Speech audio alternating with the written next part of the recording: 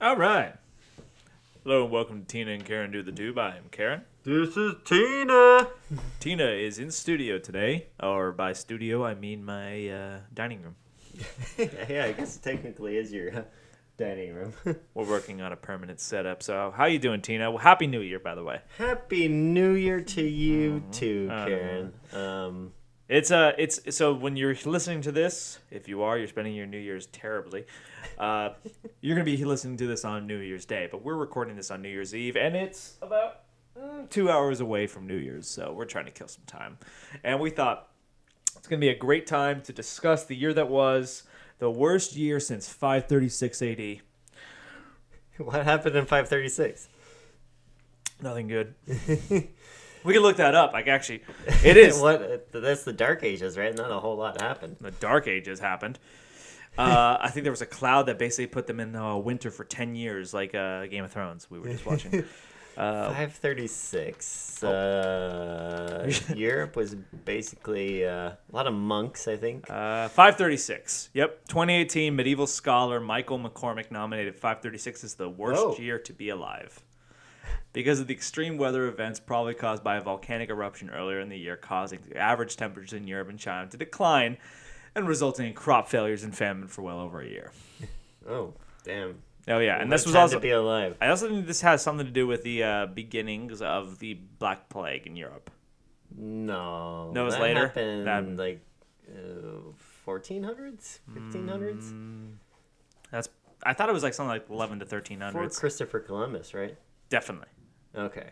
But point is, 536, not a great year. But anyways, 2020 wasn't a great year either.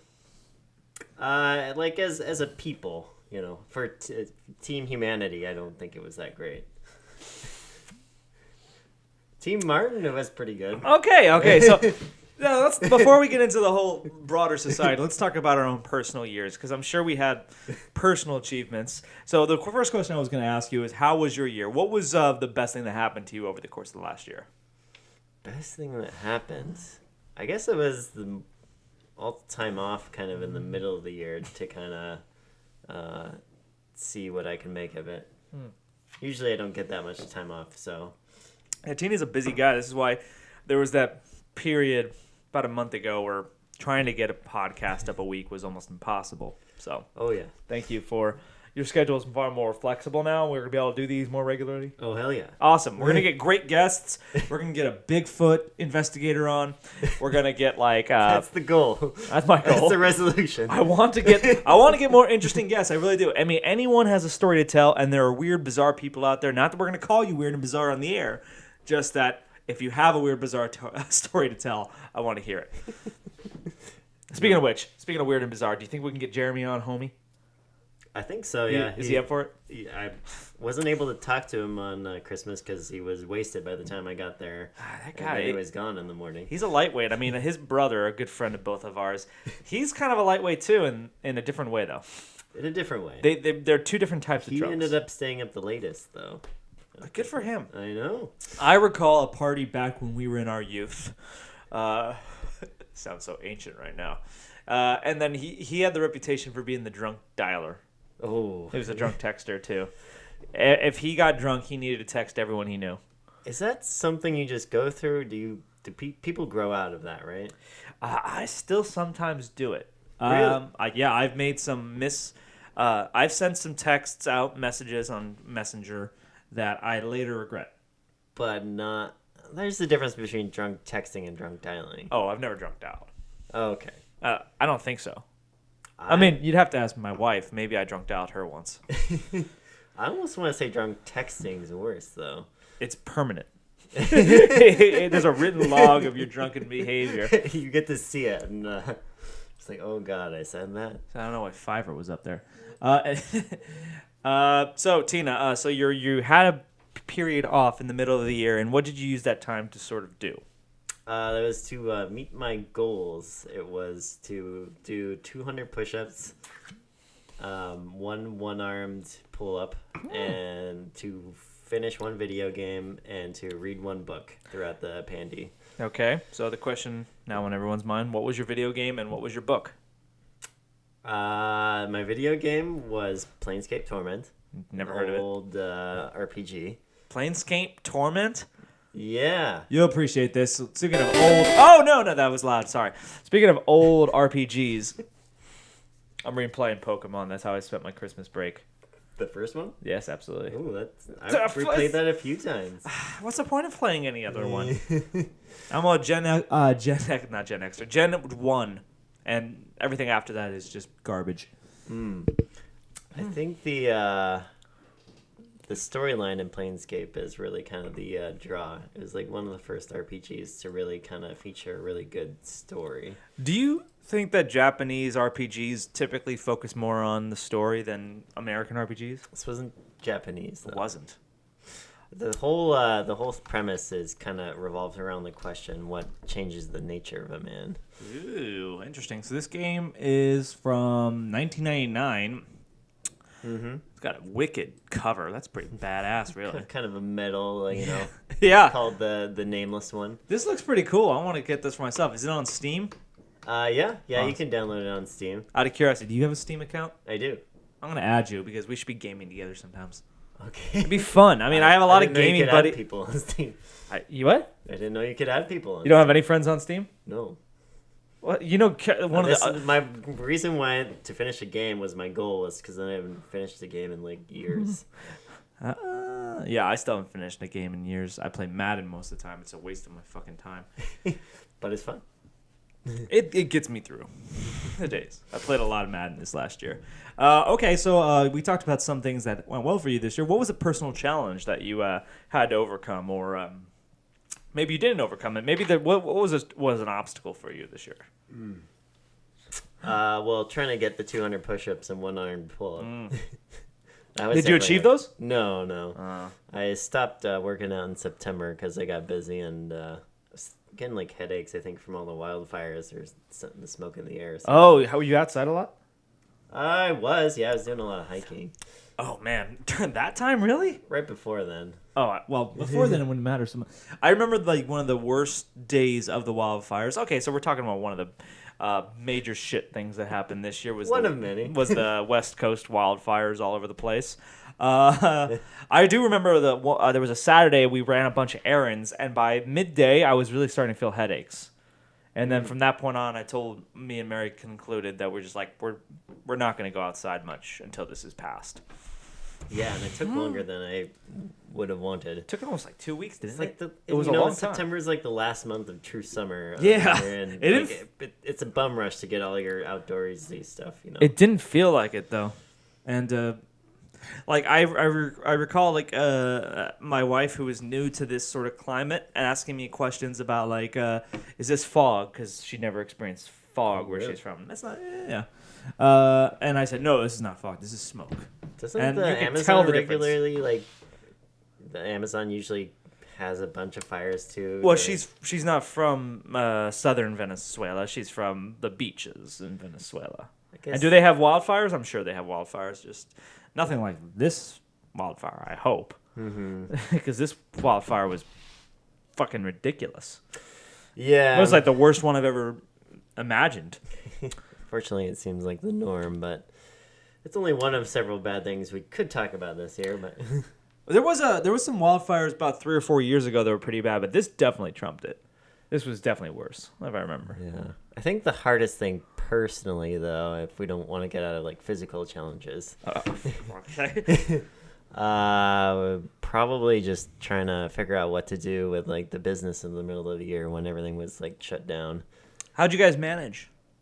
Well, I mean, when you told me that business was actually going well for you guys, I was personally kind of shocked. I think everyone that I've told that we were doing really or pretty well was really surprised. Because I feel even like customers that come in the store, I feel like in a recession, I feel like in a time of hardship, people aren't buying sports apparel.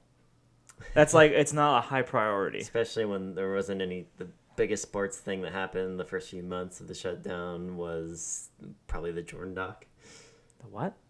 Oh, the Michael Jordan doc. Yeah. That was a good one. That's a high point of the year. That was a good fun time. I'm going to get rid of my Netflix, though. Yeah. They're getting rid of The Office. That's why you're getting rid of it? It's that, and I was also rewatching Dexter on that lately, and that's gone too. Really, it's Netflix has been putting out a lot of crap lately, and they're losing a lot of the stuff that kind of made me want to watch it and draw me in. And Cuties definitely was probably the final straw. Like, he's like, do I really want to keep supporting this company? They seem like they're shit. So I sort of, and the fact that they're losing The Office, I guess, but it's kind of sad that, like, pedophilia, yeah, that's not a deal breaker, but, like, losing The Office, that is. Are you going to subscribe to Peacock? What the hell's Peacock? It's going to have The Office. Oh, is it out of The Office? It's like the NBC, it'll have Seinfeld, The Office. Oh, cool. I love Seinfeld and The Office. No, I'll probably just download, like, a pirate. I got a guy. I got a guy for everything. You've heard of Plex servers? No. It's kind of like a streaming platform where you can upload your own content, and it basically acts as its own streaming server. It's like Twitch? No. Imagine like you had something you could log into and watch like the movies that you own at any time. Ooh, so now that's not going to be good because, one of the things that was sort of shoehorned into this last like stimulus package was about like a law that basically prohibited streaming. They actually are going to go after streamers now, people who upload. I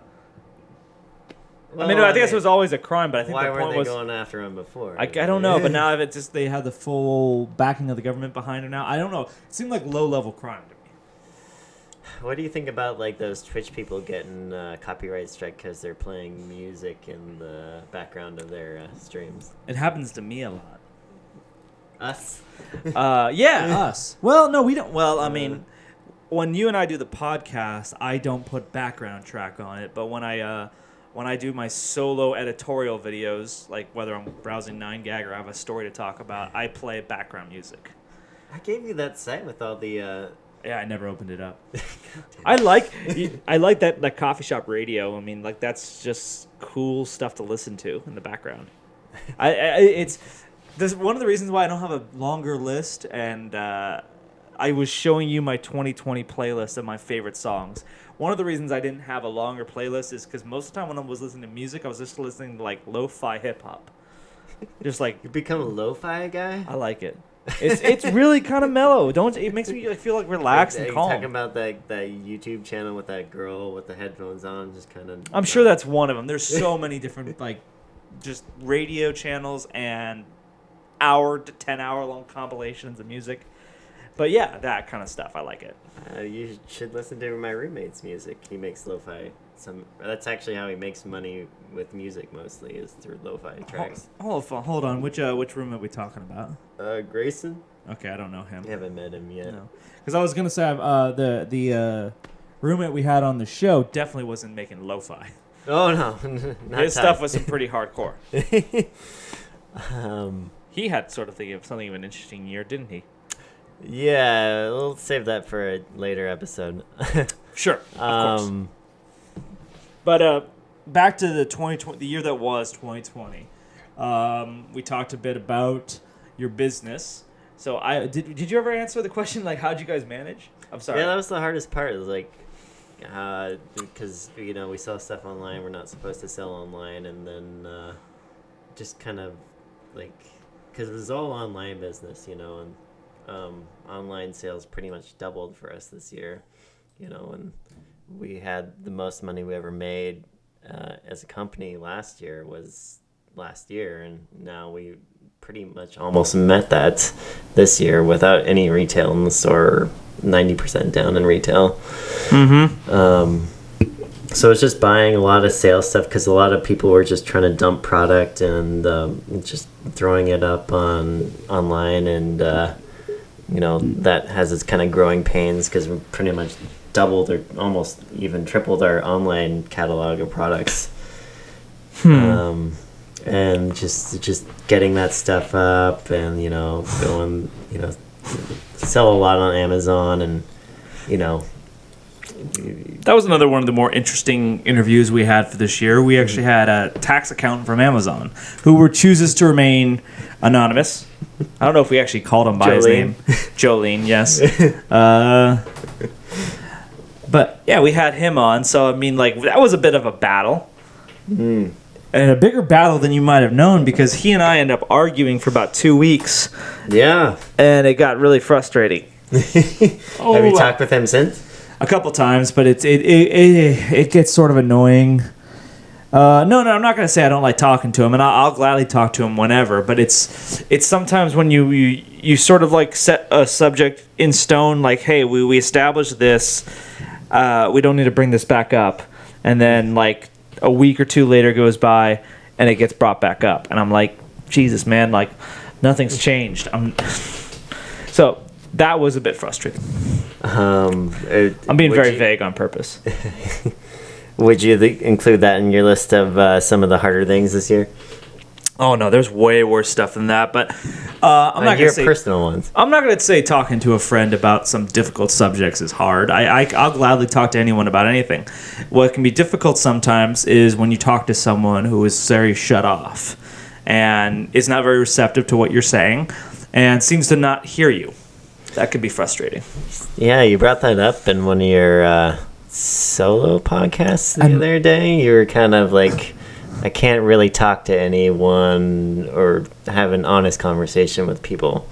Did I say that? Yeah, I think you meant it more in like you can't have like an maybe open conversation. Like, oh, I feel like there's a running a shortage on people who are willing to have open conversations. I don't know if I did an editorial on that though, but that was something I've always intended to do.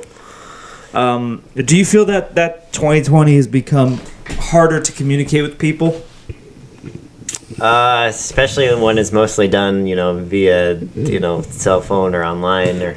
Oh, I just mean talk about maybe difficult subjects.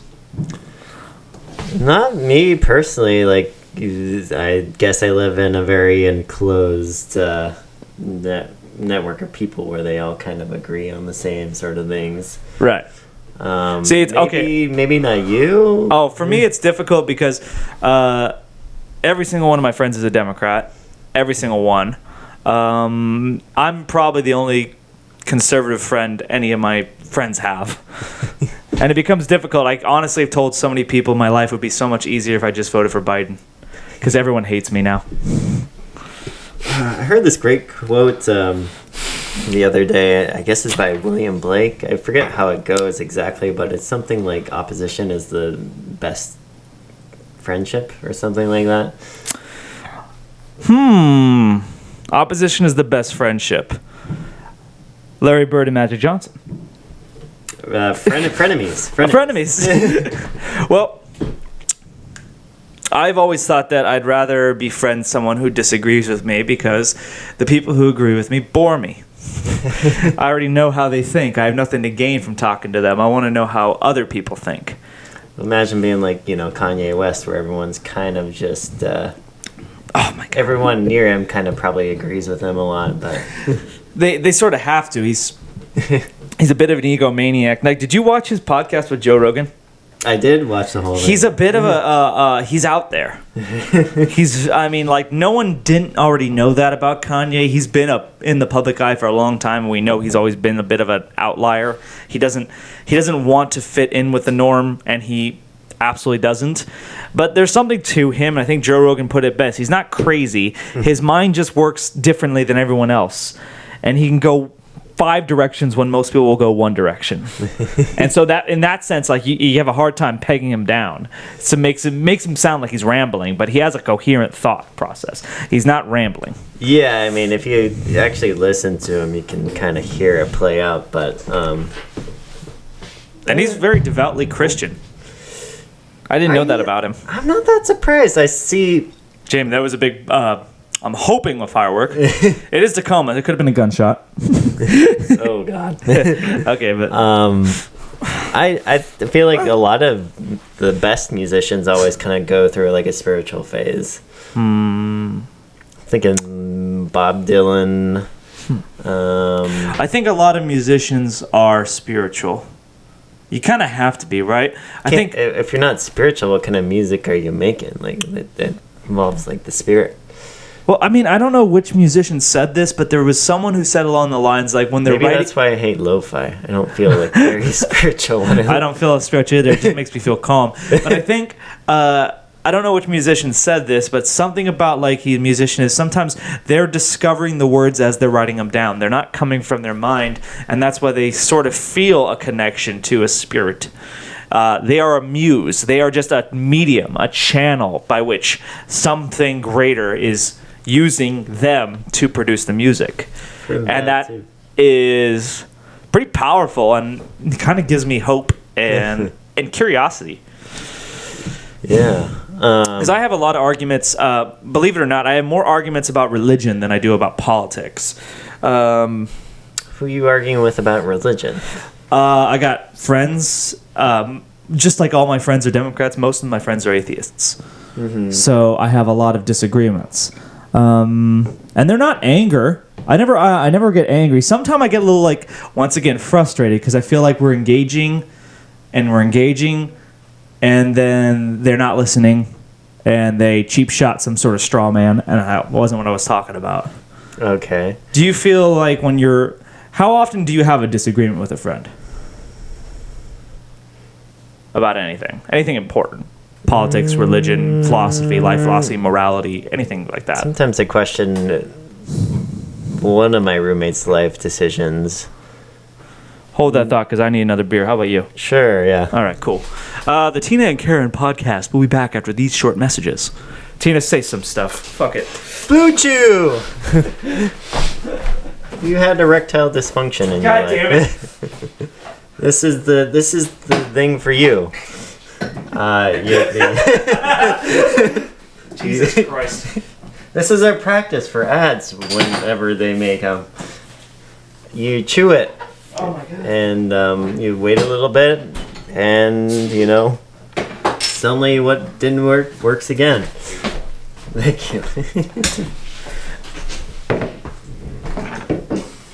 Buy it. That's right, folks. Buy it. The wonder pill that gives you an erection. Buy it. It's like Viagra, but you can eat it. Like it's like I got Flintstones gummy. Oh yeah. Flintstones vitamin, but like it's for like Viagra. Can you imagine? What cartoon show would you want there to be like a Flintstones vitamin for Viagra? What cartoon? Rick and Morty. I was thinking Rick and Morty, but I wanted to say something different. BoJack Horseman. That's a good one. That's a good one. BoJack Horseman, the vitamin, not the vitamin, the dick pill. Dick pill. Horse dick pill. Horse dick pill. We were having a serious conversation a second ago. Funny how things can change. No. So 2020 has been a difficult year talking with people for me. Because no one feels like they want to engage with me, feels like they want to combat me or convert me. Which I guess I don't find a problem with converting or combating. It's just I wish people were just more open. Okay. And but you don't feel that way. But we before we went back to our break on the dick pill, you were talking about a roommate's life choices. You disagreed with. Oh yeah, he just makes questionable financial decisions a lot. Mm-hmm. And how do you confront him about it? I usually let it play out. No, until he asked me to like put my own money in, and then I tell him, this is why I'm not doing it, and I think you might be in trouble. That's pretty bad. I think. Do you think you would ever go to a friend for financial help? Ooh. I know it's hard for you to think because you're pretty financially self-reliant and stable, but like, imagine you weren't. Do you think you'd go to a friend, or would you think that would put too much strain on the friendship? I don't think I would. I'm not. Maybe it's a guy thing. I'm not one to ask for help or money. Mm-hmm. I never had to. I think it's just kind of how I'm wired.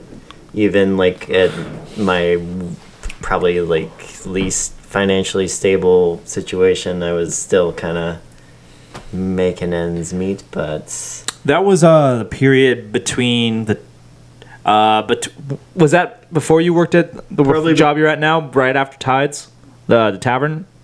Yeah, probably those 2 years. But I was living with my parents for free, so it didn't really matter, you know. I sometimes have a problem with Jolene because he'll like to what do you call it? Brag about how self-reliant he is and how most people aren't smart with their money and how far ahead he is from everyone else. And he literally was living with his parents and they were paying for everything. I said, yeah, I feel like if I had a job like yours, paying with a salary like yours, and I didn't have to pay for any of my own living expenses, I'd be pretty far ahead too. But that's not self-reliance at that point. Now, should we be able to depend on our family when we need them? Absolutely. But I don't think that the person who is living with their parents can preach to people about financial independence. Maybe it's kind of an honest brag, like because I've never felt like I had to brag how like, oh, I can live so independently. But maybe because like he was living dependently for a while, feels like this is something I can brag about, you know. Like, I'm not much of a bragger. I'm trying to think, what would I brag about? No, you're a very humble person. Do you remember what Myers-Briggs test you got? INFP. INFP? What was that? The Dreamer. The Dreamer? Yeah. The Frodo? I think you were Frodo. Oh, God. I just... All right, evil Mr. Elon Musk. I was Elon Musk, but I was also Vladimir Putin, so... good and evil. Wait. Huh? Would you say you're a bragger? No. No, okay. I can get cocky about one thing, and so I avoid it. What? Math. Damn, I was going to guess. Math? Yeah. I'm really good at math, and whenever I'm doing math, I do it faster than 95% of people. Like in your head math or like written down? I can solve equations much faster than a lot of people written down. I can do some mental math, but I'm not like great at it. There's people who are much better at mental math than me. But like in terms of like you put an equation on a board, ask people solve this, I could probably solve it faster than a lot of people. Even like calculus and stuff like that? Yes. Yeah. No, so that's why I used to be really, really cocky about that one thing. Maybe put me in a good mood. I was like, but that was the only thing. I don't get cocky about athletics, about finances, about any sort of the other intellectual topic. It's just with math I felt cocky. But I didn't brag about it either. I just felt I could hold my head up high and know I was good. That's not the same as bragging, right? Just having a confidence, a quiet confidence. How would you define like the humble brag? That's a good question. What's a humble brag? Because they do exist. Someone is... Oh. I'll tell you a time that's a humble brag. Back in my AP stats class back in high school, everyone knew I had the highest grade in the class. And our teacher, Mr. Pratt, he was just going to announce everyone's grade. Unless they wanted to do it privately, they can go up to the front of the room and look at their computer. Otherwise, he was just going to tell them out, speak them out loud. So we go, Travis, you got an 86. Quentin, you got a 82 or something like that. And so when my name came up, I walked to the front of the room and I checked the computer. I was the only one in the class to do it. And everyone was like, come on. That's a humble brag. Okay. Even though people generally knew you were... They knew I was at least number 1 or number 2 in the class, and why am I going to the front of the room when they can speak it out loud? I was the only one in the class to do it, too, so he gave that option to everyone. Everyone else just says, yeah, what is it? And then the teacher would spout it out. I actually went to the front of the room because I didn't want anyone else to know my grade, even though they all knew it was good. Do you think math is real? Is it the question, did we discover it or invent it? Yeah, that's a good question. Math is real. There is a logic to the universe, and it's mathematics. Okay. What about you? I don't know. I was just thinking about that. That's a great question, because I think it actually phases into my next question. Do you believe in God? The transition is phenomenal. That's a fair transition to me, because if you believe in an orderly universe, there has to be some sort of design behind it, right? Or can you have a completely orderly universe that's completely random? That's the problem, is like it's with math, like there has to be the number to everything, kind of.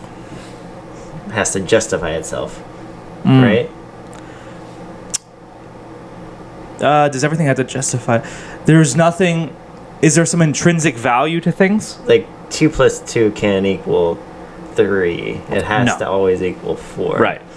So there is intrinsic value. 2 + 2 is always 4. It's never 5. Now, I have heard the argument that 2 + 2 = 5, and it's a very postmodernist sort of interpretation of mathematics. Or like 1 + 1 = 3, I think is the... Yeah. It's that we created mathematics, and so we decide what it is, but there's 2 + 2 is 4. I think that's not true. I think we discovered it. We didn't invent it. It's real because you can use it, right? It definitely has practical application. We wouldn't be able to get into space without math. Right, of course. So I think it's a discovery in the same sense if you discover a new piece of land or a new star. It exists. It's not a construct, a social construct. It even exists with unknown variables, right? Mm-hmm.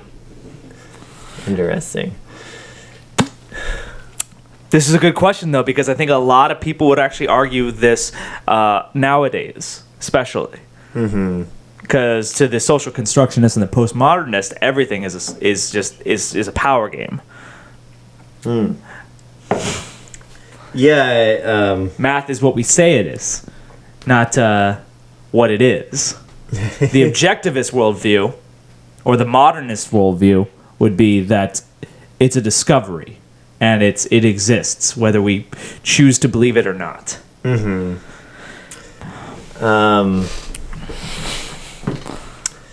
Trying to think. I guess like the when you go to the God question, it kind of the question to lead into that is like to be fair, how does math work as a whole? You know, like how does math work as a whole? What do you mean? Like what's the reasoning behind it? Like, well, that is why is it there, and why is it function exactly this way? Right, and that is sort of where the question as to where does God lie. There's certainly funny numbers out there, you know. Yeah, there are funny numbers out there. There's some ridiculously long numbers. I was subscribed to this one channel called Number File. Oh yeah, you watch that? I've come across him. I watched a video on Graham's number recently. It's a number so ridiculously long. It's this weird idea. If you were to draw a square and have how many vertices are in the square, there's 6 vertices. And now imagine there were 2 different variables to the vertices, and you'd have 2 blue and red. Say blue and red. How many dimensions can you create of all the different vertices, and how many edges can you count before you actually create one perfect 6 vertice square with the same variable? And it has to go up to like the 13th dimension or something, and it's a number so ridiculously large that, like, if you were to write it down, the number of possibilities before you actually get to the, like, where there's no other option, where you have to have this scenario. There's so many options that you literally, if you were to write it down, it could reach the sun. Really? In distance. Wow. And it's not an infinite number like pi, for instance. It's a finite number, but it's that large. I found that fascinating.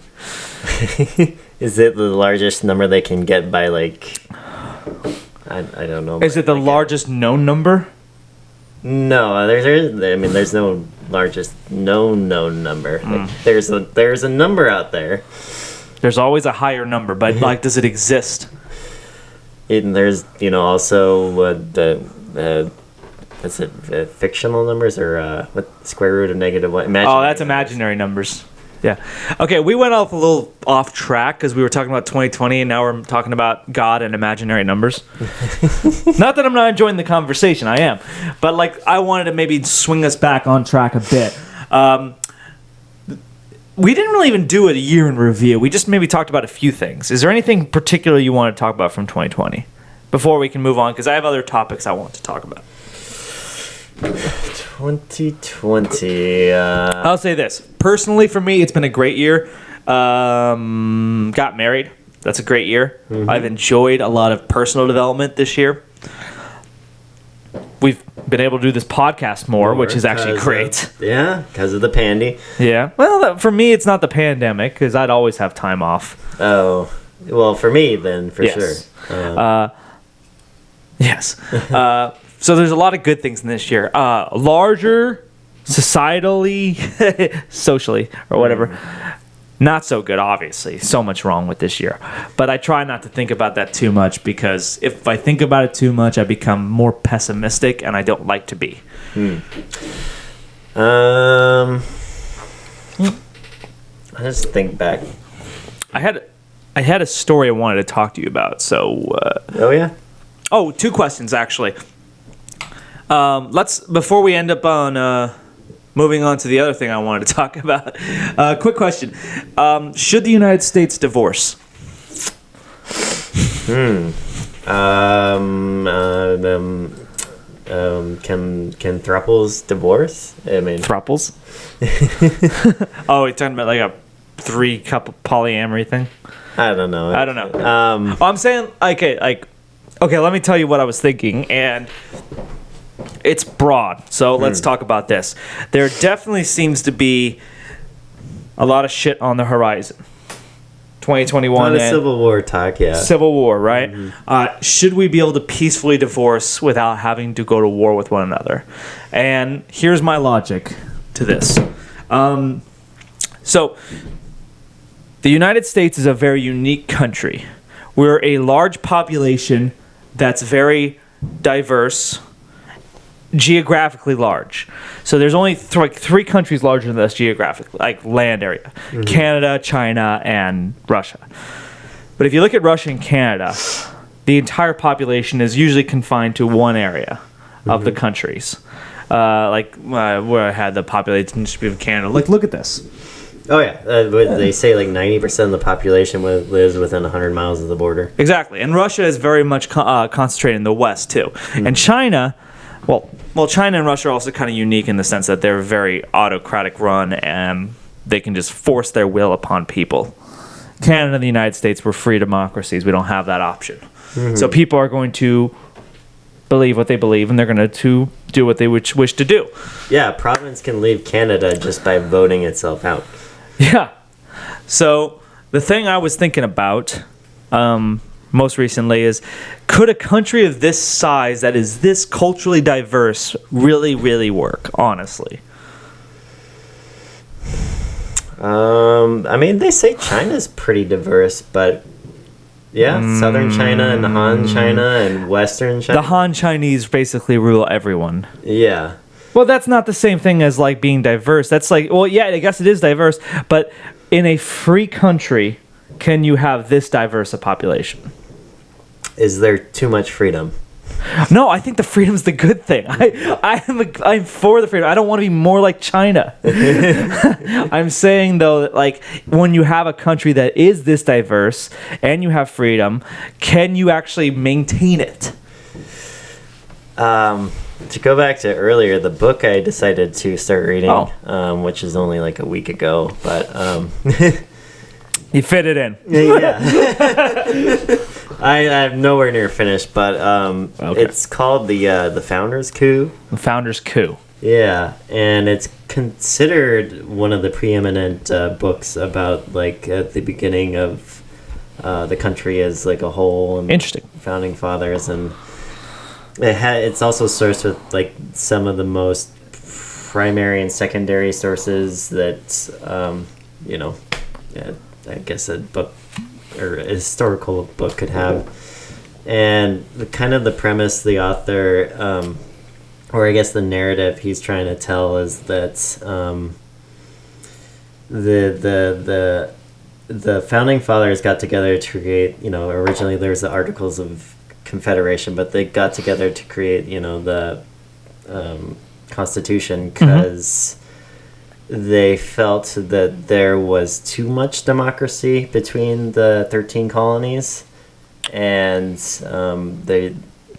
the problem was that states were they were charging larger tariffs on neighboring states than they were on like England and other like European powers. Okay. And that by doing that they couldn't like create a government with like a strong central currency and one that couldn't be influenced by like European influences. Mm-hmm. And so they kind of got all the proud collective minds of the day so that people could kind of like, oh, these are like our people's smartest guys, and they put together the documents for their own kind of like purposes, which is kind of explained later in the book, but each person had their own kind of reasons and why they chose to make certain what they call them in the Constitution, the amendments. Yeah. And but because like these guys were the guys to look up to, not a lot of people read the Constitution for what it was at the time and how much against it was for their states' rights. Mm-hmm. When they kind of agreed upon it. So to go back to that and to go back to, can we sustain this country with so much freedom, or should we split up?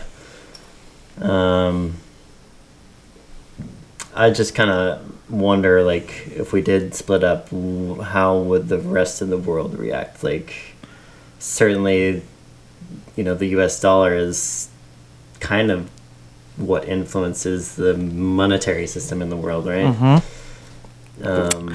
But if the country's going to destroy itself anyways, the currency has no value. Because true. If a civil war was on the horizon, the reason why the American currency is so strong is because we're seen as a very stable country. We're not very anymore. Most people will agree we're actually more divided than we were even at the Civil War. So, that's crazy. But that's the thing. Like our currency has strength because they have faith in our government. They have faith in our country. That's why our currency is so strong. But like, if our country is, like we discussed, on the verge of a civil war,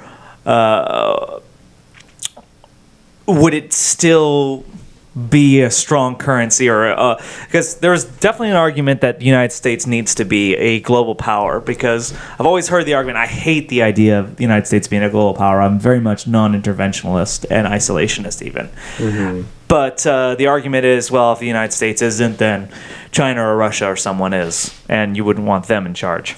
I think like that's the argument for like American exceptionalism, right? Yeah, that's usually the argument. Like there's always been a global superpower, and if it wasn't the United States, who would it be? Well, it'd be China. Mm-hmm. And for all the criticism that we can levy against the United States, I think we can agree that we're not China. We don't want to be China, that's for sure. Are we saying it's feasible? Because could this really happen? Because more people, I think, have the idea that the Armageddon is more likely to happen than the end of capitalism. What?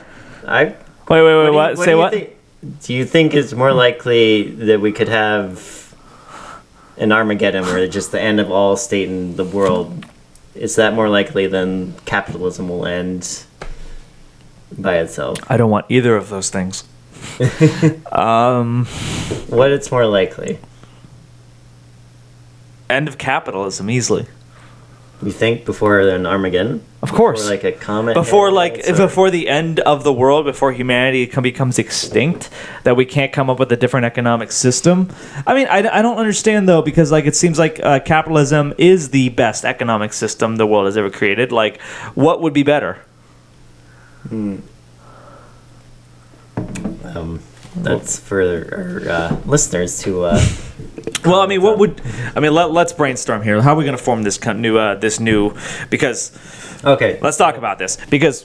Let's say the states split up, and we're looking at this. We're looking at one. This is the one that I saw that was most feasible. I somewhat would disagree that Idaho would join Oregon. Mm-hmm. I think Idaho would want to join Dakota. Okay, so yeah, that's nonsense to the listener. But me and Tina are looking at a map, a projected possible Balkanized America, where Okay, this is what you meant by yes, by like a larger country splitting up into smaller countries. Now, the Balkans were divided by ethnic grounds. In this country, there's no shared ethnicity in the United States, but there's shared cultures. So I'm looking at this country. We're looking at Washington, Oregon, Idaho. They're referred to as Oregon. Yeah, California is its own thing. You kind of have the Southwest called Mojave. Utah, because it's Mormon, it's probably its own thing. You got Texas, it's its own thing. Florida's its own thing. And then you have Dixie, Mid-America, and the northern states. And the northern states is another one I would oppose to because I feel like it's too broad. But the idea that, like, because I was talking about earlier, if the United States is as large as it is, as diverse a population culturally as it is, how can you keep a country like that together if they're as different from each other as you could possibly have groups of countries? Like, there's a reason why the European Union probably won't be around in 20, 30 years, because they got too many people in the European Union who hate the European Union. Well, yeah, it's a union based on currency and not identity, right? Right. Well, it's also because the Germans are, well, for lack of a better term, assholes. The Germans feel they need the need to run everything. And who would you say is the Germany of the United States? Who's the player that's funding everything else? I'd probably say New York. New York? Okay. If I had to pick it's DC. DC is Germany. Germany is big on the administrative state. DC literally is the administrative state. So there's a huge difference between English philosophy and German philosophy. So I think the English philosophy, which is the country that we grew from, is very dedicated towards liberty. Germans are more towards order, towards governance. I'm just kind of thinking, like, because we all know California probably has the largest GDP out of all the states, right? And shrinking. But, I mean, Germany has the largest GDP out of all the European countries, right? Yeah. So why wouldn't it be California? They're not orderly enough. California is a chaotic mess. What would 2019 Karen say about California? It's a chaotic mess. But less so? I guess. Yeah. It's getting worse, I'll give you that. Oh, here's a story we could talk about. Did you hear in Los Angeles County they have banned the book To Kill a Mockingbird? I did hear that. Yeah, the school districts are no longer teaching To Kill a Mockingbird, which is a little bizarre, right? Pretty bizarre. Is it just because of the N-word? No, well, I mean, I didn't actually look too far into it, but they said it because of racism. But the funny thing to me is, obviously, to anyone who's read the book, it is perhaps one of the most anti-racist books you can imagine. So it's kind of funny that this is the book that's getting banned for racism. I don't quite get it. Of course you get it. You just don't want to say it. No, I really don't quite get it. Okay, I'll lay it out for you. Atticus Finch is laid out to be the hero of the story. He's a white man. Yeah, he's a pretty good guy. Yes. Because he's white. No, not because he's white, because he's a good guy, period. But because he is white, and that doesn't fit into the current narrative, it's therefore basically what would you call white savior complex? Do you think was this something people voted on, or was this kind of like this was made by probably whoever heads the schools in California, right? I think it was an administration decision. There was no vote on it. It wasn't a democratic vote, because I feel like most people, I don't know, I haven't talked to a whole lot of people about it. Oh, I think it's funny that people still think we live in a democracy. For fuck's sake, we don't. I mean, funny enough, we'll bring up your city. Seattle, King County actually voted against the idea of electing your sheriff. I don't even know who my sheriff is. Okay, but the point is, it was an elected position. Now it's not. Now it's appointed by the council. It's like the West. Oh, no, they appoint. Okay. Right. So it used to be an elected position. People would vote on who the sheriff was. Now it's appointed by the city council. Oh, no, so not the city council, the county council. Okay. Yes. I thought that when I mean, like me and my, I talked to some people and they were like, just like, what the fuck are they thinking? Like you guys literally voted for less democracy. I mean, yeah. I mean, I didn't even hear about that. All right. If you didn't hear about it, we won't talk about it. But anyways, back to the whole idea of balkanizing. Like, do you think that this is a better alternative than civil war?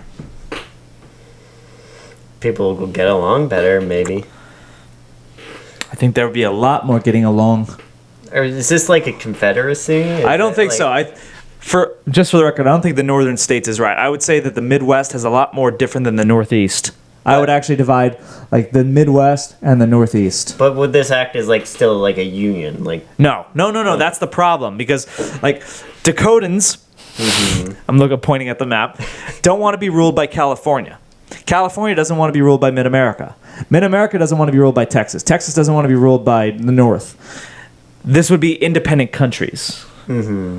And that's the idea of balkanizing, is because, like, it's simply put, people in Montana don't like California. They don't like the fact that California outnumbers them and they could just, like, essentially oppress them.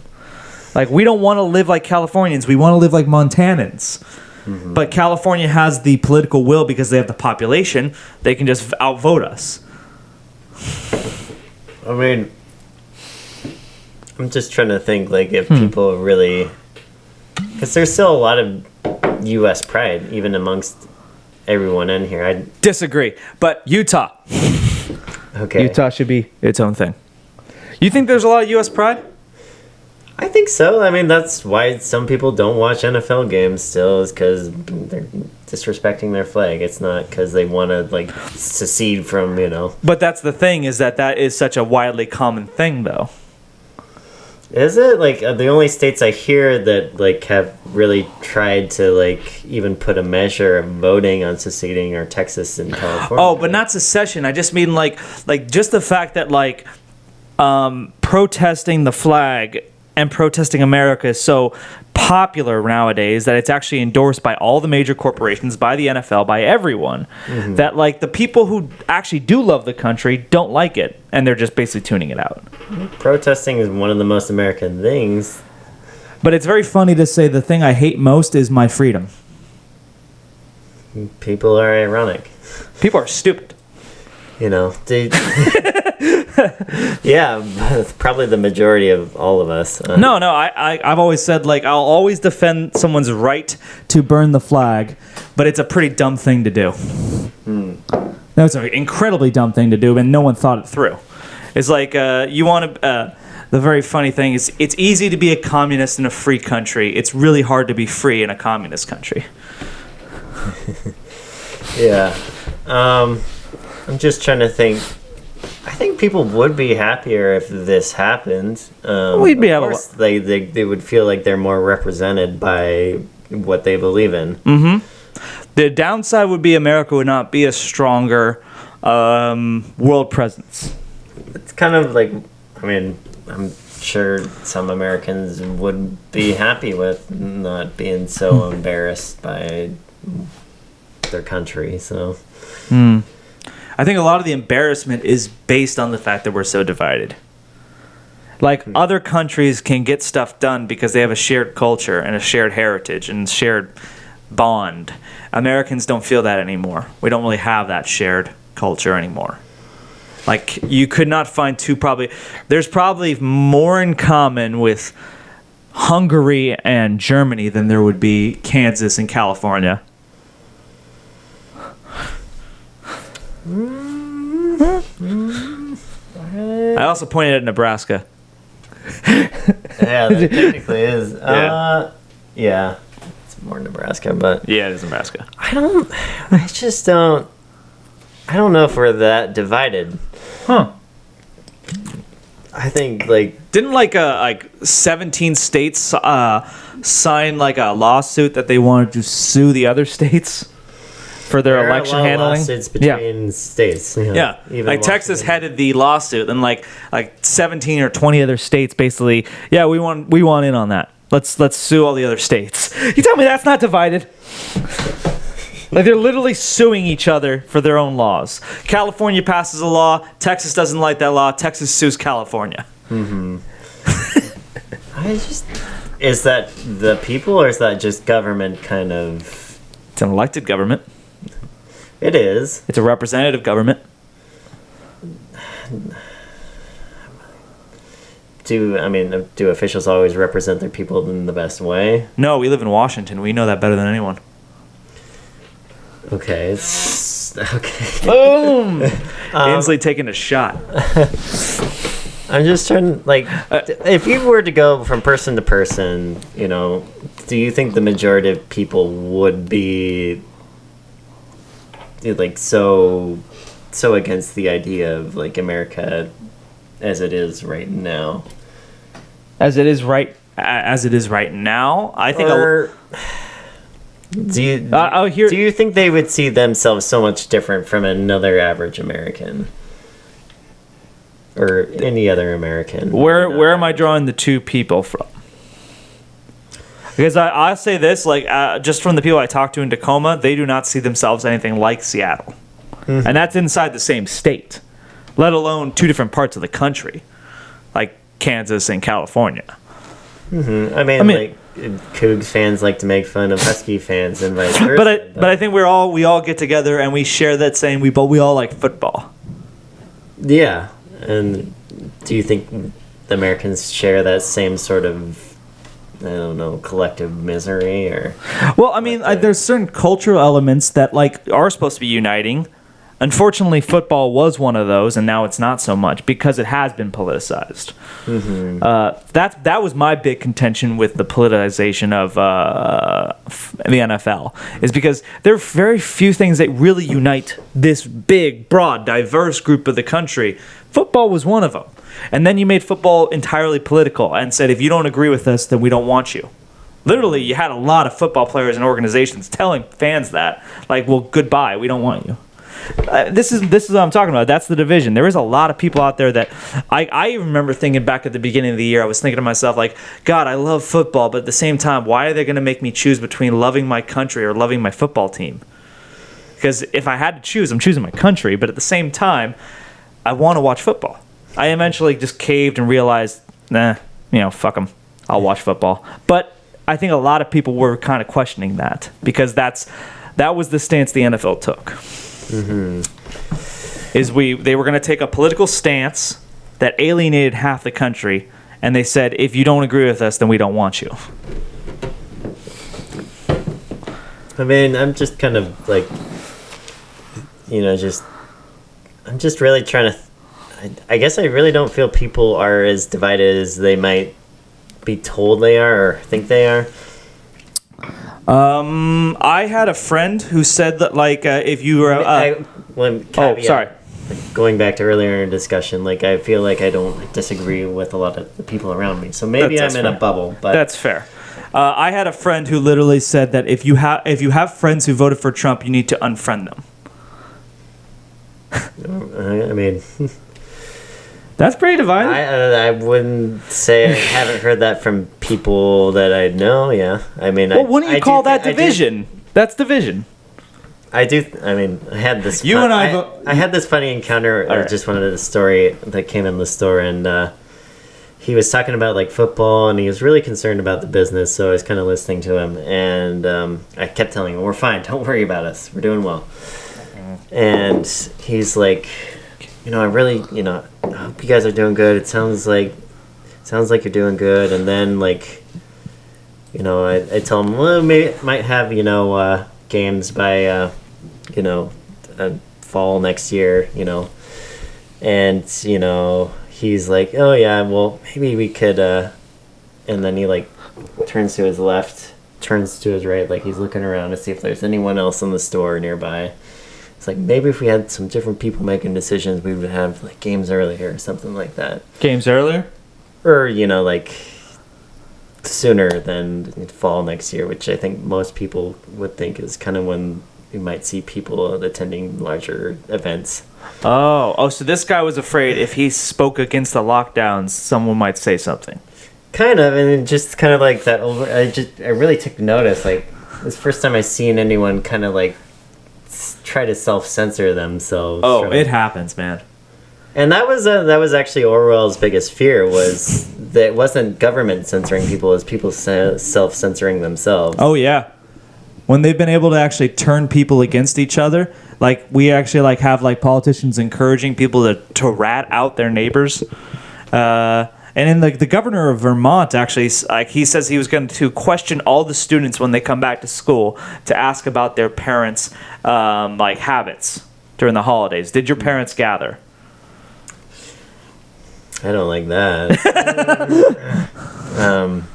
No, of course you would. I mean, it's a common thread about all the kind of hypocrisy between all the elected officials kind of breaking the rules and all that. Well, because they're breaking the rules because they honestly don't care. This is not about health. This is about power. Mm-hmm. But I don't want to really get into the lockdowns because we talked about that last time and it kind of derailed. But I'm just kind of thinking, are people really that divided? Well, okay, so did I ever tell you about the Cato Institute poll? No, the one where it said like what they asked a wide range of American, like 5,000 Americans, do you feel comfortable talking about your opinions in public? Mm-hmm. 80% of conservatives said no. 80% of moderate conservatives said no. Like, okay, so you basically have far left, far right. So far right people say no. Moderate center right people say 80% say no. I think it was like 64% of moderates, like right in the center, said no.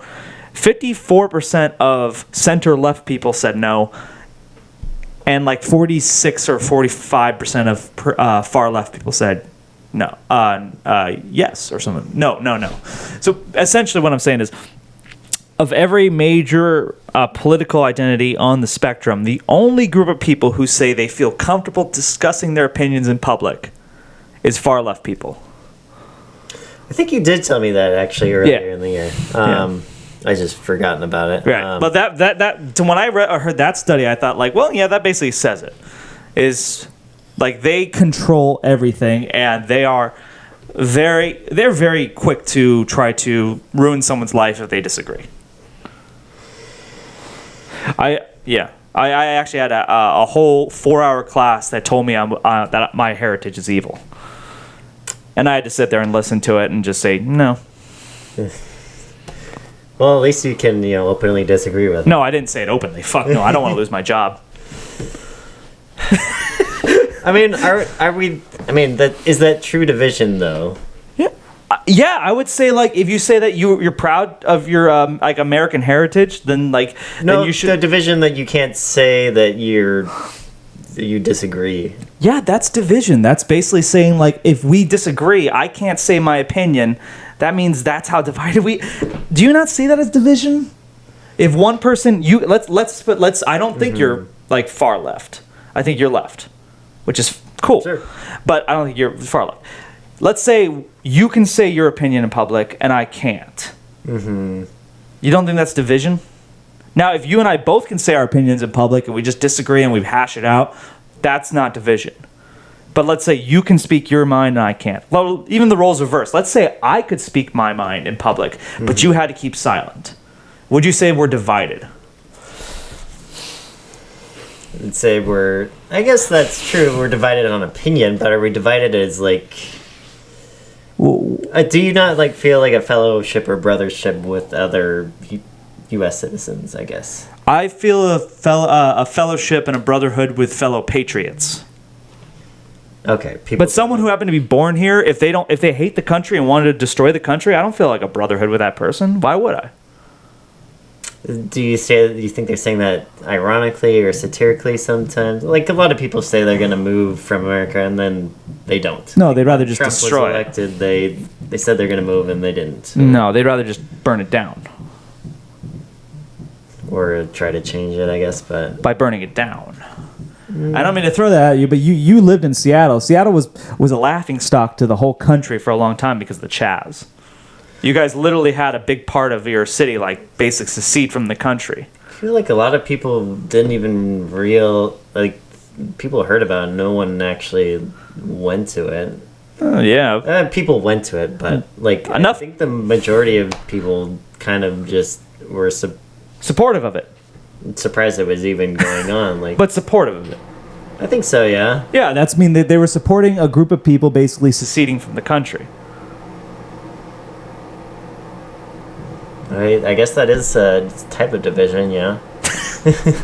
Okay. I don't know. I don't feel that something rubs me the wrong way, and Right. maybe I can't articulate it.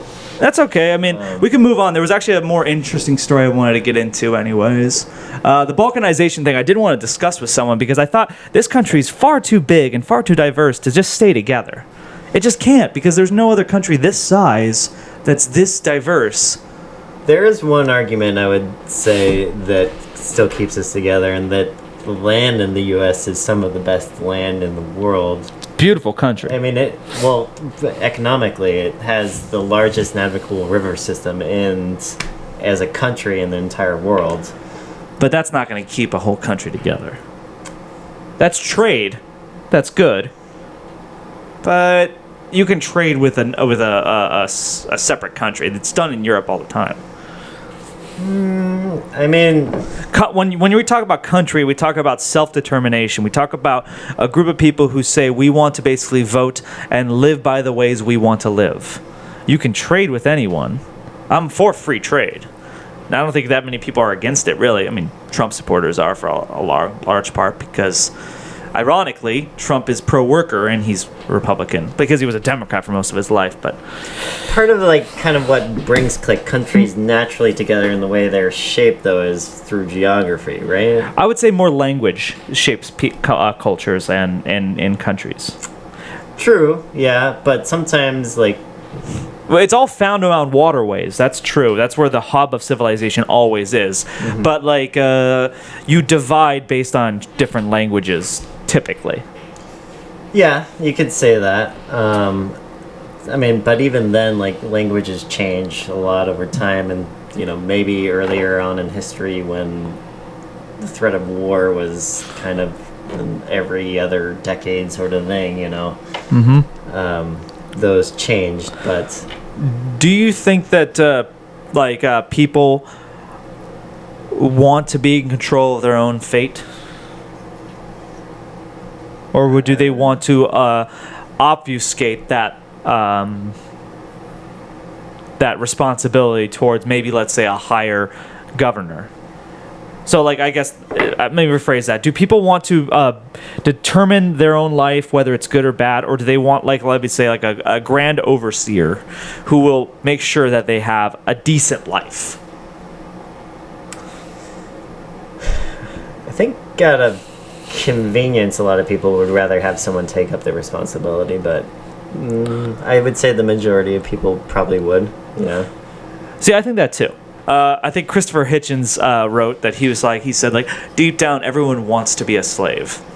That's why he was so against religion. Do you know? Yeah. Okay. I've definitely come across his name. I haven't read or listened to a lot of his. Oh, he's one of my favorite writers. But also, he said one of the reasons why people gravitate towards religion is there's a deep longing desire in everyone to be a slave. They like the idea because the idea of freedom means the possibility of failure. And that scares too many people. Well, I mean, it's some of the happiest people in the world are secluded monks, in the middle of nowhere. And do I really want to be secluded out in the middle of nowhere, just kind of living? It just doesn't sound appealing to me. Okay, you know what? We've hold on. Yeah, we really got to move on. I've enjoyed this conversation. I really have, but there's one more story I wanted to get to before we conclude, and it was to me the most interesting one. Okay. So you want another beer, or are you good? I'm good for now. All right, I'm gonna need another beer. Tina is going to engage you with another dick pill talk. Have you ever wanted to send money to your friends but didn't have cash? Legal tender. Well, you got a solution now. It's called Venmo. Oh, Venmo, that's real. Yeah, they're not paying me to say this. No. You give it away for free. Venmo thing is. Oh, by the way. For our listeners, you pulled it out. for our listeners, I am drinking Corona. because that's that type of year we had. Corona Extra? It's funny enough, we talked about 2020, but we didn't talk about coronavirus once. We talking about the pandy. Maybe a little bit. I just like, do you think it's weird like how many different names we had for like the coronavirus, and then we kind of just settled on calling it like COVID? There was coronavirus, there was COVID, there was COVID-19, there was COV, SARS-2, yeah, and then there was the COOF. The COOF. I've heard. I love that one. I kind of like that. It's a sort of a funny way to say cough, but it's the COOF. Okay, so I was browsing this. No, not that one. If I only have time for one, I'll probably do this one. So I was browsing Reddit, and I came across a subreddit called "Am I an Asshole?"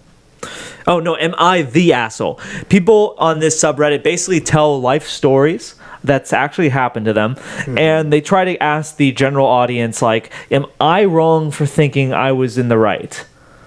Sort of questions, like, did I do something wrong and I just don't see it? Yeah, I've heard of this, yeah. Yeah, so like, they just post their own personal stories. They ask the audience, was I in the wrong because I feel like I'm right?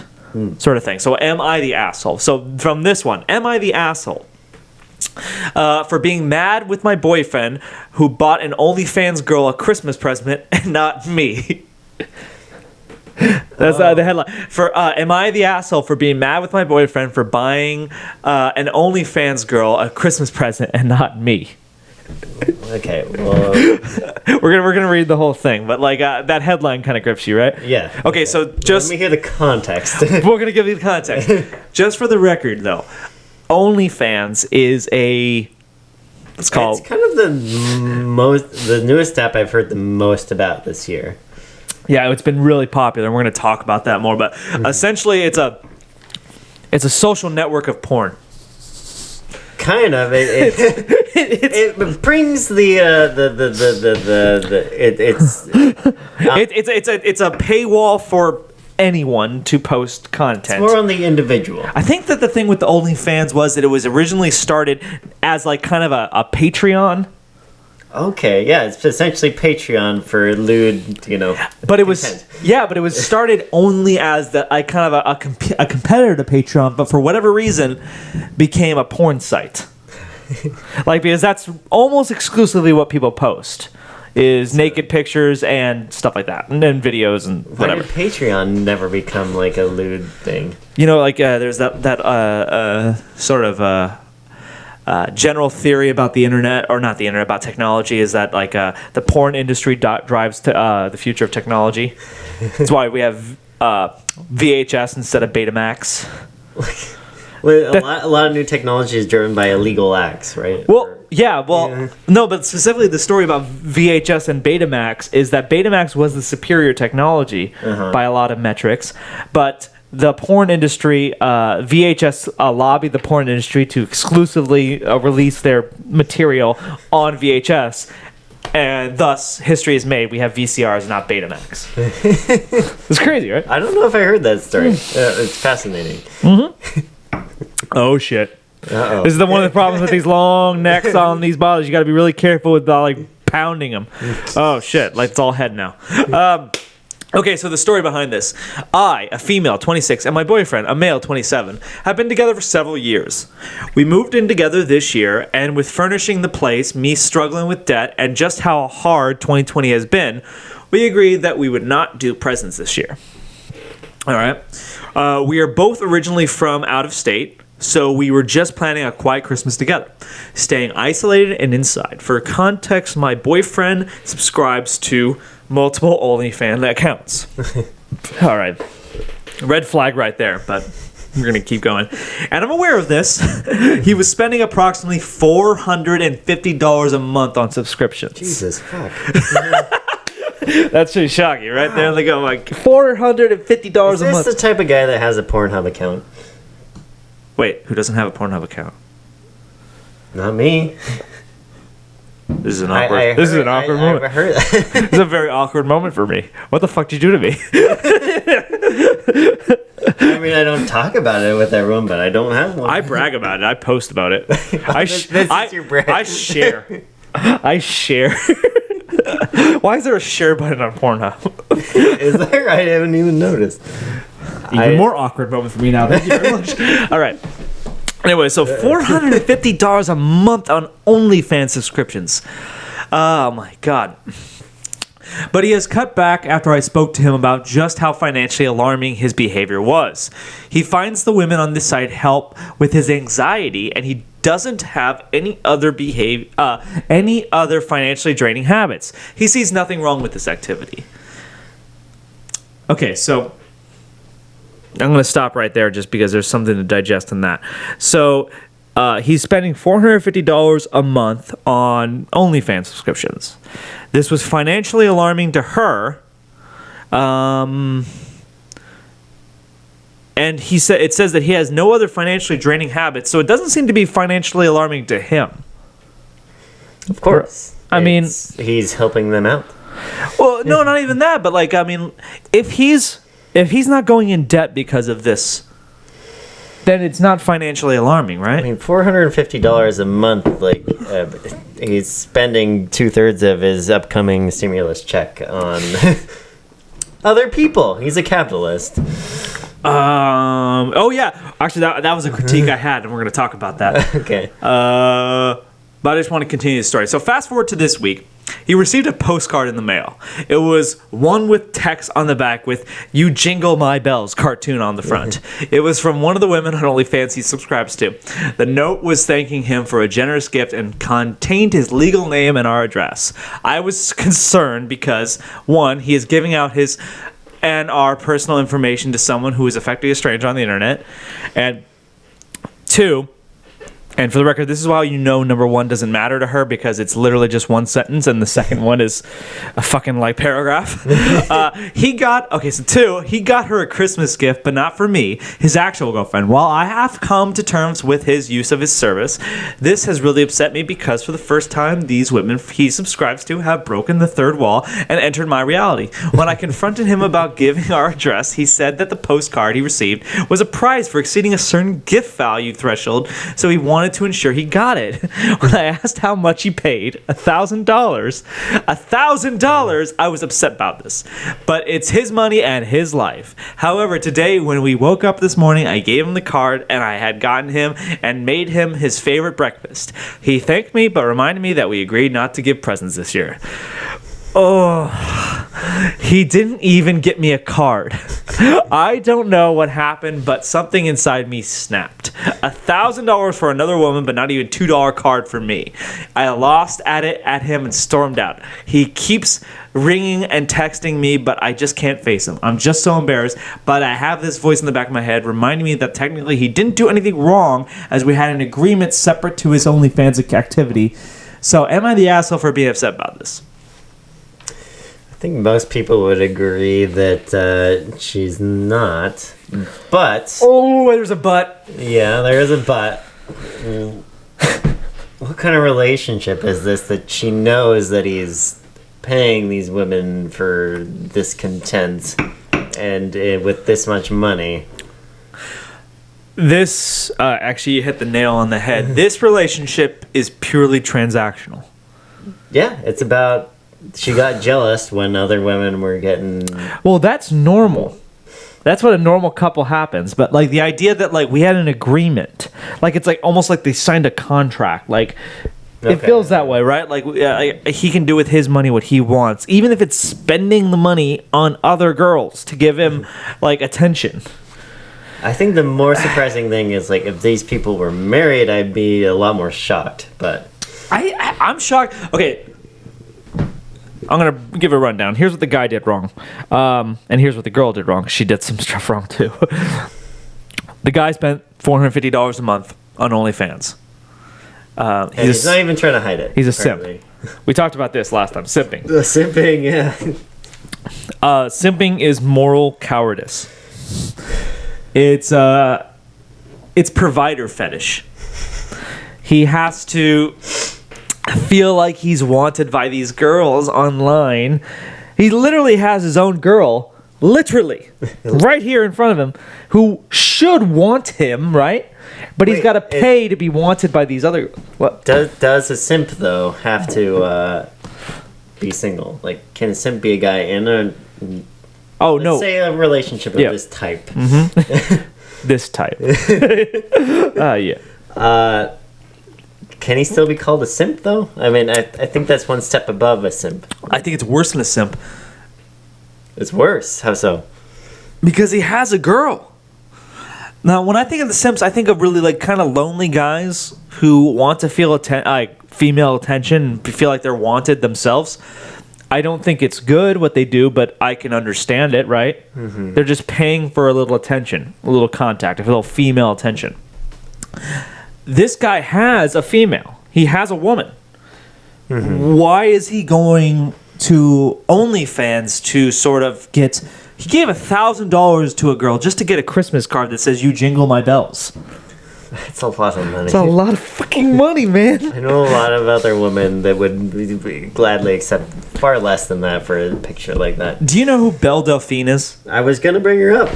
Okay, Simp queen. Yeah, she's a very famous ethot and simp queen. Because, and I think she did an interview where she said... someone asked her like what kind of guys are actually like subscribing to you and like giving you money, and she says they're usually lonely tech guys. Mm-hmm. And that makes sense, right? Tech guys aren't known for their extroversion. They're not known for being able to get women. They want to feel female attention. The problem I have with this guy clearly has money and he has a girlfriend, and he still goes to OnlyFans to get female attention. Like I said, I pointed out, it makes sense to me. As much as I disagree with it, it makes sense to me that people can give to OnlyFans if they're single, lonely, and feel like they can't get a girl. Yeah, it doesn't make sense that he's in a relationship and still... The one point I might argue where I could believe this still is... Like, sometimes I feel like some guys just want to be in a relationship, especially if they're... Let's say they're in their like 40s and they've been in some relationships and they just kind of want to be in one, and that's it. We don't know what this woman's demographic is. Well, we know she's 26. That's what this beginning part is. Okay. See, female 26, male 27. That's what that meant. Still, like I'm thinking of one of my coworkers right now, and oh really? You know someone like this? No, he doesn't pay for any of that stuff. Oh, thank God! Because I know too many of the people you know. I don't want to believe any of them could do something this fucking stupid. No, he's been in a relationship for a while, and he openly talks about it, like his porn addiction and stuff, and all that. I think OnlyFans is worse than a porn addiction. Because you're paying money? No, because you can pay money on porn. But like porn is very much just like a carnal desire. Is it because you have more like interaction? What about cam girls? It's emotional cheating. It's okay. Is it emotional cheating? Yes, absolutely. You think this guy has emotions for these women? Yes. So so I'm gonna lay this out. So porn is a very carnal desire. A guy watching porn is just fulfilling a need in his head. Mm-hmm. But OnlyFans is very unique because it's the connection between the fan and the person behind the paywall, the girl. Okay. The whole reason they're paying these girls is because they want...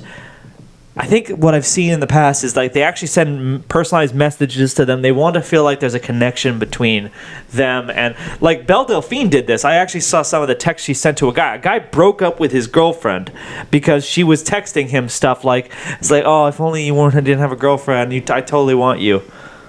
And he broke up with his girlfriend because he thought he had a chance with her, and he clearly didn't. She was just, that's what he was paying for. Okay. Is that kind of, they want to be wanted. So I'm going to bring this up. This is where she fails as a woman. Okay. If your man feels like the need to spend $1,000 a month on women just to give him attention, what are you doing? I mean, seriously though, right? Am I wrong? It's one thing for it to be like secret, but it sounds like it was pretty open in this relationship. Well... Which sounds like a good relationship. No. If they can be open about it. No. Here's the thing I hate about modern relationships is like as long as we agree upon it, it's all good. But like this clearly bothers her, even though she admits, like technically he didn't do anything wrong because we had an agreement about this. But it clearly bothers her because she wants to pretend like this doesn't bother her. But she's a woman. She's in a relationship. And this relationship has become purely contractual, purely transactional to her. There is no romance. There is no spirit to it. There is no connection to it. This is what you talked about. This is capitalism. And that's what Karl Marx actually accurately predicted first. Is like, if given enough on the long enough timeline, everything will be treated as a commodity, including romantic feelings will be used as a commodity. That's what OnlyFans is, man. It's the affection. It's not the porn, because porn is free. Pornhub exists. OnlyFans is the connection and the affection from women that has been commoditized. Commoditized. Commoditized. Okay. I'm like 4 beers in. I should be able to get that. I don't know. I might have to do a deep dive in OnlyFans to really kind of like get an impression. Well, weren't you going to do a edit? No, your editorial was on Leonardo DiCaprio. I can do this too. This OnlyFans, this is right up your alley. Martin becomes a simp. No. Tina becomes. Do you have anyone in your life you think could be a simp? We talked about this on our last time. I might have been I don't think he has enough money for that, though. Do I know? Oh, okay, we did. We talked about it. I know who you're talking about. I can't see it. He buys VO5 for shampoo. I buy VO5 for shampoo. Okay. Well, maybe that isn't the strictest standard. This is... this brings up a whole other point I had. Okay, like, is it wrong just to grab the cheapest thing on the aisle because it doesn't matter to you? If it's all the same to you, why not get the cheap one? I think that's an ethical question. Ooh. Am I like? I don't think employing like sweatshop kids in China making shampoo. Or I guess it'd be the Amazon or something like that. I don't know. Yeah. I don't know. I don't know what goes into making that. Then I'm making sure that kids in Amazon are fucking employed. I have a shampoo bottle from my last house I lived in that I'm still trying to get rid of 2.5 years later. You don't use shampoo either? I use shampoo every day. No. You did not use shampoo every day if you spent 2.5 years trying to get rid of a bottle. When I have short hair, I use it every day. How much do you use? Like 2.5 years? I'm trying to get rid of it. I don't believe that. I don't believe that at all. I can't believe it either. I'm like, when's this gonna disappear? It feels like someone's filling up my shampoo bottle. Do you think that the girl here has done anything wrong? Or is it all the guy? I don't think there's anything wrong here. A guy gave $1,000 to E-Thoughts. And he has a girlfriend. It's his money. It's not like they're in a marriage where they're sharing the money. Do you think there's nothing wrong with the fact that he spent $1,000 on some stranger and didn't buy a card for his girlfriend? I think he's delusional, but I don't think that's wrong. I think that's very wrong.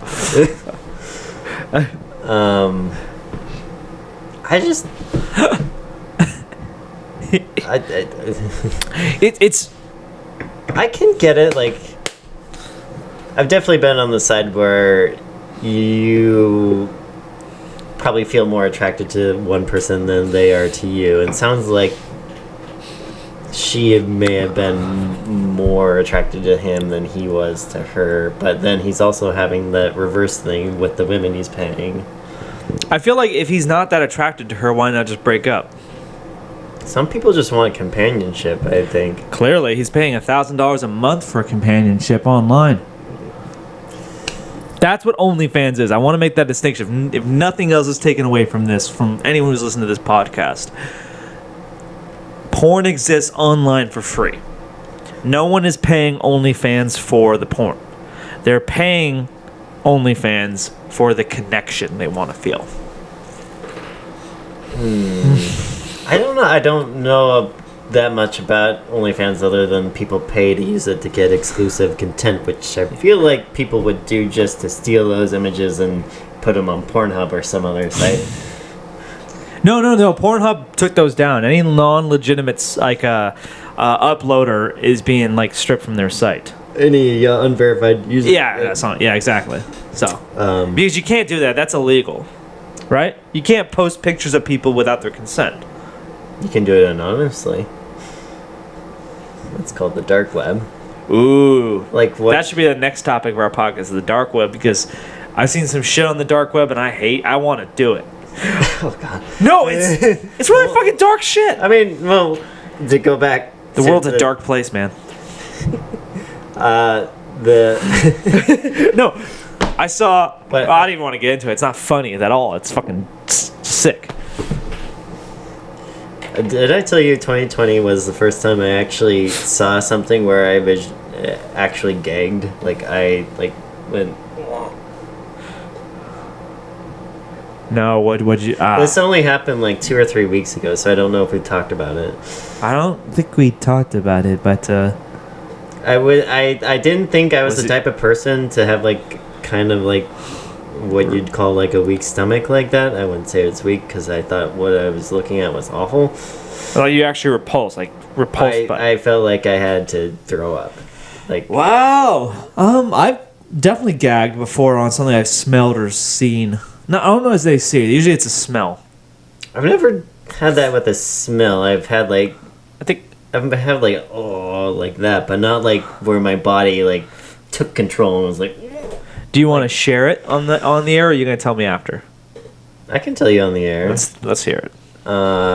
So I had a day off during my Christmas rush where I just was hanging out, had nothing to do. I was like, I want to get high.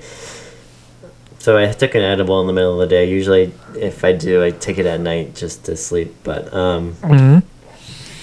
but I did it during the middle of the day this time, and I decided to with my roommate Jonathan. We both watched the Your Mom's House podcast, and they have these specials which you can pay for. And on those specials, like all the censored stuff and all the gross stuff or videos that they talk about, they'll actually show because you're paying for it and they can't get taken down. And they showed some stuff that, while I was high too, probably didn't help, but definitely, even if I was sober, really, I couldn't even stare at half of the stuff. What was it? Though, I'll share. There was only one death video, but that wasn't the one that got me. Oh, man. The thing that got me was, it was probably just a buildup of just a gross, more and more gross stuff, but it was this video of this young girl, maybe in her early to mid 20s, and she's on a cam, and she was kind of, crab legs with her panties on. Crab legs with her panties on? Towards the camera. Okay. Open crotch towards the camera. Okay. And she had some sort of diarrhea buildup that was kind of coming out around the panties, and she was making sexually suggestive crotch moves towards the camera. And after 30 seconds of that, and it kept going for a while. Oh my god. I just gagged. I was oh god. Whew. Yeah. That's an image. I can picture it, and I don't even want to picture it. It's just that's terrible. Yeah. So that's something I found out about myself in 2020. Well, I watched a dark web. I follow this. I watch this one channel. They do a lot of horror videos, but usually it's paranormal stuff, which is kind of more interesting to me. Mm-hmm. But in this video, he did a dark web. Investigating a dark web mystery sort of thing. He did a mystery box. You can buy these mystery box on the web. That sounds fun. It's not. Not really. Because basically you buy the mystery box and you don't know what you're gonna get.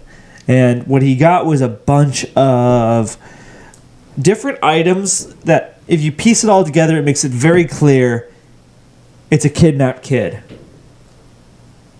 Ooh.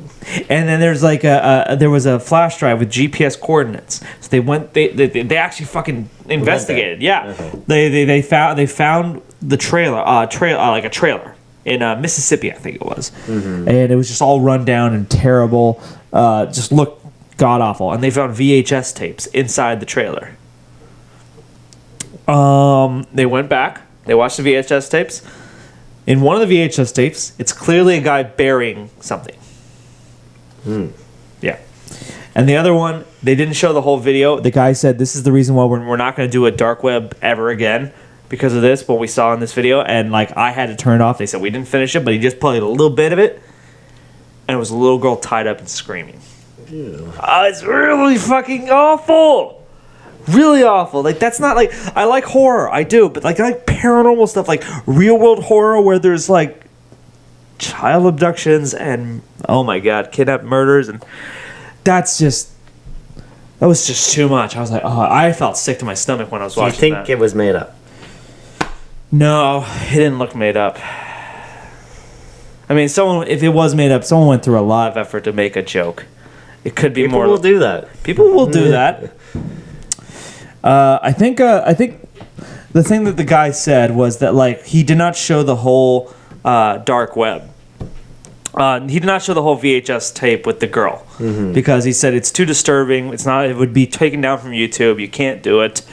I'm just going to show you one little clip of it so you understand why I'm never doing a dark web ever again. And it was just a girl tied up and screaming. Yeah.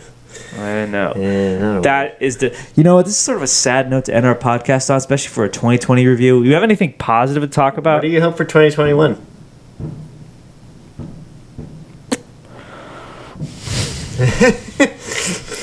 Oh, here's the pessimist. Do you have a resolution? Here's the pessimist coming back up. I'll bring up my 2020 resolution. My 2021 resolution is to overthrow the government. But that's my resolution every year. Okay. My 2020 was to be more moderate in everything I do. I don't think that was the best year for moderation, but I don't know what my... Did you drink less this year? Probably, yeah. Awesome. That's surprising. More people are drinking more than ever. I mean, less is different. Which of my 2021? I'm looking forward to things being back to normal, as normal might be, but I don't know. I kind of think things will just kind of get weirder, so I think my 2021 resolution is to be more spiritual. I think... Oh, that's good. I think I could use just a little bit more, like... Shrooms? No. Just a little bit more, like... this motion. I understand. I also strive for less material and more spiritual. I don't have anything wrong with material. Well, I mean, no, there's nothing wrong with material, but it's the love of material that can drive us a problem. That's a problem. That's you know capitalism. what? No, it's not. No, it's not. Sorry, it's not. The love of material? No, it's not. Capitalism is all just about private ownership. You own yourself. You own your labor. It's about the fruits of your labor. That's what it's about. I mean, I guess that's not... What you're talking about is consumerism. That's not capitalism. Those are two different things. Capitalism is just about free enterprise. I mean, it's about consuming, right? There is consumption, but also, like I said, I'm not against materials. What's capitalism without consumption? Capitalism. Because it's not the same thing. I mean, like, separate the two. Capitalism is also about producing. It's not about consuming. What you're producing for other people to consume. Yes, right? because there has to. But the thing is, it's about production. So the other systems are about not producing and not consuming. So that's not good either. Sharing's good, right? But when no one's producing, what are you sharing? You're all sharing something that doesn't exist. A lawnmower? What the fuck? All right. No. Capitalism is just about the idea that you own your own labor, and that, like, everyone seeks out their own sort of path. Well, capitalism was Adam Smith, right? Mm-hmm. If you get too much beyond like people, land, and I forget what the third one is, product or something like that, then you're getting too far outside of what capitalism is. Okay, but no, capitalism is incorporated into liberalism. Liberalism is the overall philosophy of freedom. Capitalism is just an economic system that happens to coincide with freedom. So the idea of sharing, I'm not against sharing, but you don't get producers if you have a sharing system. I see what you're saying. I think I'm more talking about Consumerism. No, I'm talking about more kind of like what we would call our capitalist country now. Oh, I would not call us a capitalist country. Okay, that's I think where the distinction was. Mm-hmm. I'd call us a corporatist country, a cronyist country, a market socialist country, but I would not call us a capitalist country. Well, I mean, there's capitalist elements to it, but that's not really what we are. Okay. 2021. One word. I'll give you 3 words. They won't win. All right, I guess I kind of come up with 3 words.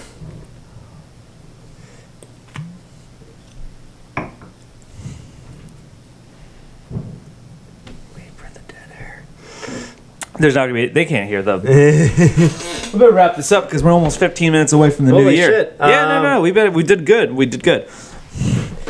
But no, okay. 3 words for 2021. What do you want to see? What do you want to predict? What do you think it is? It gets weird. It gets weird. That's what I love. I love it. Okay, so I say stuff. They won't win. You say it gets weird. It gets weird. I think we're both a little right. I'm trying to take the more optimist approach. If I want to have a resolution for 2021, it's be more optimistic. Because I am a pessimist by nature, so I want to actually focus on the positives, which I think there is a lot of positives. Certainly, yeah. Yeah, we're alive for one. Yeah, they didn't get us. Not this year. Not this year, though. But either way. Fuck. This has been we're rambling a bit at the end, but at least we got off the whole dark web murder stuff. Stay tuned. Yeah. All right, but okay, so we're at an hour and 45 minutes almost. That's pretty good. I mean, it's a longer one, but I think it deserved to be longer. Sure. Screw you guys. It's time for us to celebrate. Oh, yeah. Okay. So you're listening to this into the new year, so tell us what happens. Is Australia on fire? They were. That's how the year started. People forget the fact Australia was on fire. I know. Yeah, that's right. That's how the year started. That was a huge story back in January. There was an XFL season. Oh my God, that's the weirdest thing that happened. XFL is back. Oh my God, I love it. And the murder hornets didn't get us. Yeah, that was like, I think I read a Washington Post article. Says like, first off, there's not a single person who died by the murder hornets. There, done. Moving on. That was a big hype thing. Oh yeah, I mean, like I said, it gets weird. 2021 will probably be weird. Let's I hope normalcy or a relative normalcy will happen by April or May. I don't. My philosophy is everything's just gonna get weirder and weirder. I just want the lockdowns over, man. That's it. That's fucking it. I don't care what else the new normal is, but just the lockdowns have to fucking end. Okay. Final thoughts of 2020. Go. No, we just wrap it up. What do you got? It was a learning experience. I need to download antivirus. Okay. Clearly. Yeah. Oh man, fucking Corona. To Corona. To never getting the coof. All right, for Tina and Karen do the tube. I am Karen. This is Tina. He does it that way now. We'll see you next year. Oh yeah, 2021. Oh, that's my resolution. I want to get to at least 20 subscribers. That's doable. 1 year? Doable 1 year? Let's do it. We just need to make We need to make 8 phony accounts and subscribe. me doing an OnlyFans, deep dive. That'll get us there.